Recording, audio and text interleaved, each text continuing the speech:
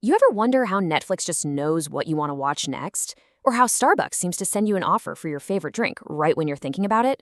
Yeah, it's not magic. It's actually two incredibly powerful forces working together: big data and artificial intelligence. In this explainer, we're going to break down how this dynamic duo is shaping our world, from the shows we binge to some of the biggest decisions that affect our lives.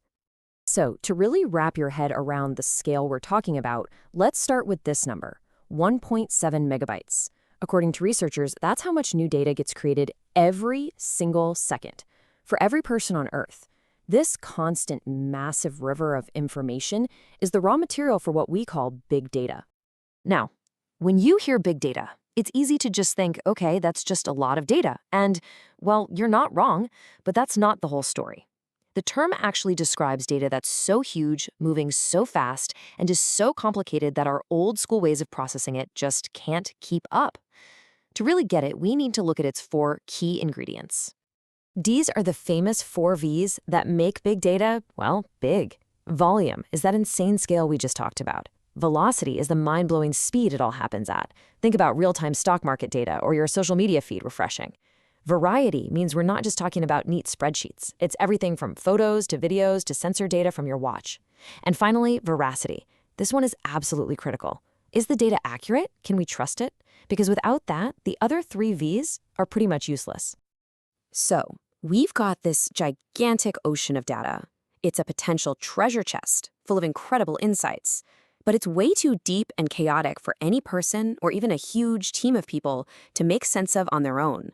To find the patterns, to unlock all that value, we need a special kind of key.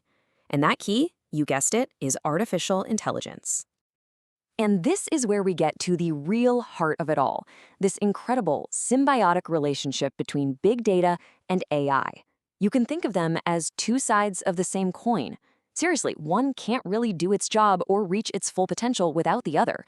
Let's dig into how that works. I love this analogy because it just makes everything click. A Ferrari engine is basically just a cool-looking sculpture without any gas, right? And a giant tank of fuel just sits there if there's no engine to use it. In this partnership, big data is the raw energy, the fuel. AI is the super sophisticated engine that takes that fuel and turns it into power, action, insight.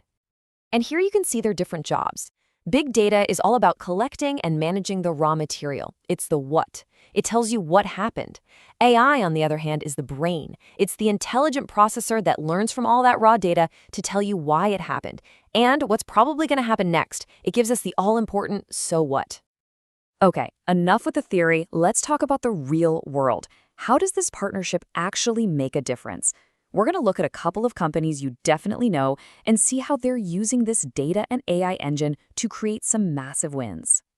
First up, Netflix, and that number, $1 billion. That's how much their recommendation system is estimated to save them every single year. How? Just by keeping us hooked and preventing us from hitting that cancel subscription button.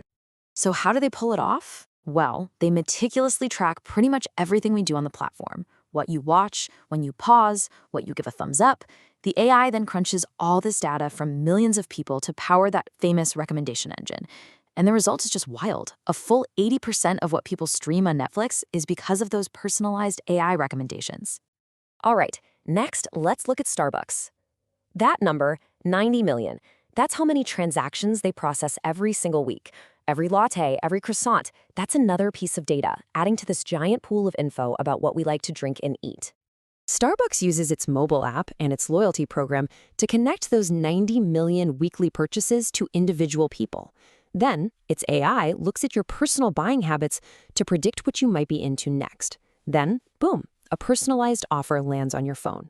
It's a really smart system designed to keep us coming back for more. But, and this is a really big but, all this personalized magic has a dark side. This incredible power comes with some pretty serious responsibilities. Because when the data that fuels the AI engine is flawed, the results can go from convenient to deeply problematic, really, really fast. And this gets to the very heart of the problem. An AI doesn't have its own beliefs. It just learns patterns from the data we give it. So if that data is filled with our own human biases, whether we're aware of them or not, the AI will learn them, copy them, and then amplify them on a massive scale.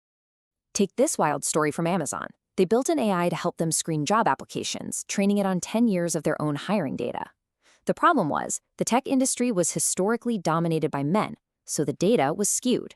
The AI literally taught itself that male candidates were better and started automatically penalizing resumes that included the word women's. Amazon had to scrap the whole project. And here's another jaw-dropping example.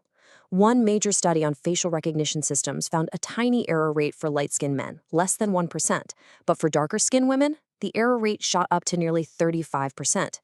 Why the huge difference? Because the data used to train the system was overwhelmingly made up of pictures of white guys. The AI simply wasn't taught to see everyone else accurately. And the worries go way beyond just bias. There are huge questions about privacy. I mean, who actually owns all this data we're creating every day? And then there's consent.